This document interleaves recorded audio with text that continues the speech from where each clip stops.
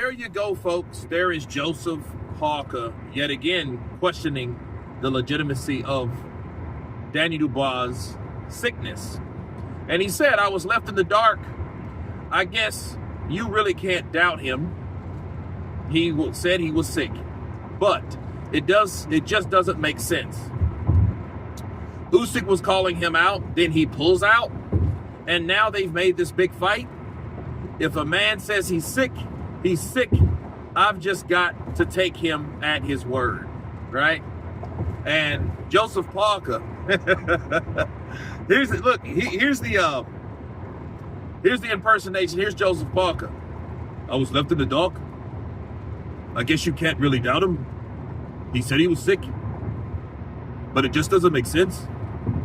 Usyk was calling him out, then he pulls out, and now they've made this big fight. If a man says he's sick, he's sick. I guess I have to take him at his word.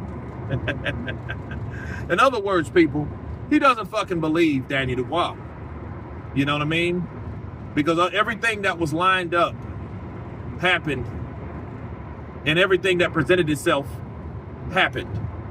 Usyk called out Daniel Dubois, then Daniel Dubois pulls out. Then we all know that Usyk said that, hey, I was really afraid that he would lose. And here's the crazy thing. What if Team Dubois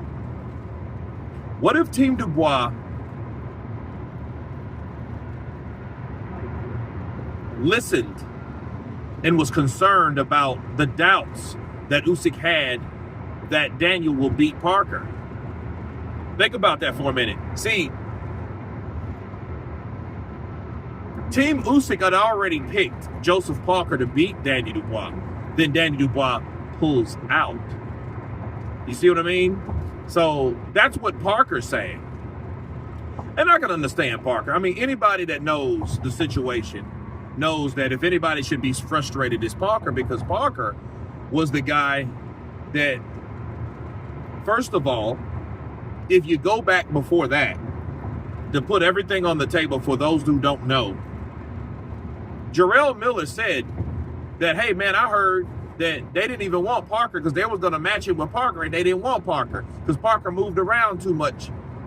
But with me, they wanted me because I ain't fought in a long time. Then the fight was made, and you're like, okay, cool. Then that made what Jarrell Miller said not accurate.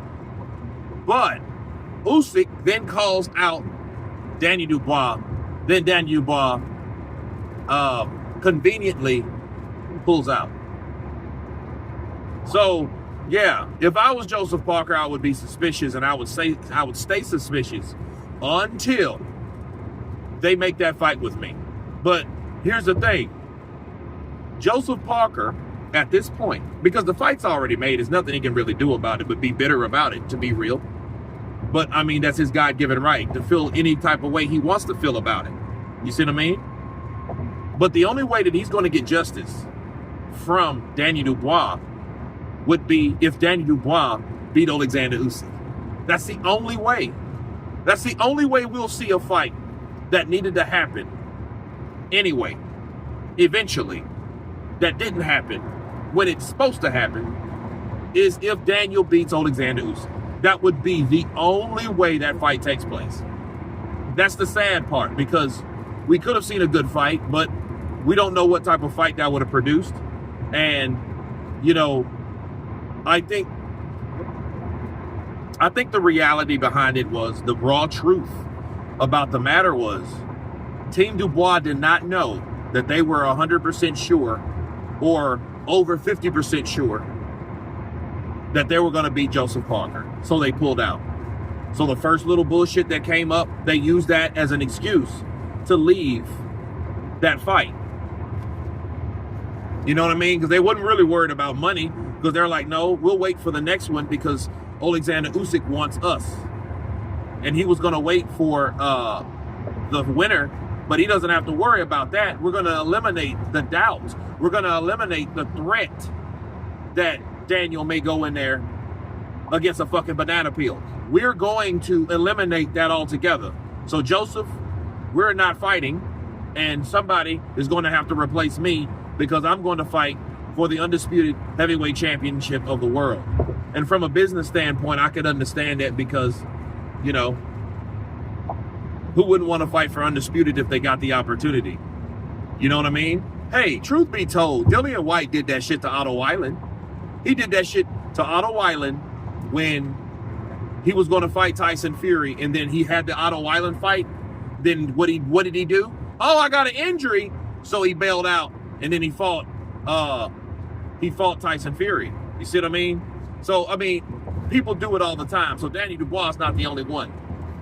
You know, how do you avoid something that could possibly happen, or how do you avoid not being beat? You don't fight. Period. But you guys tell me what you think of Joseph Parker once again reiterating that he doesn't think that Daniel Dubois legitimately was sick.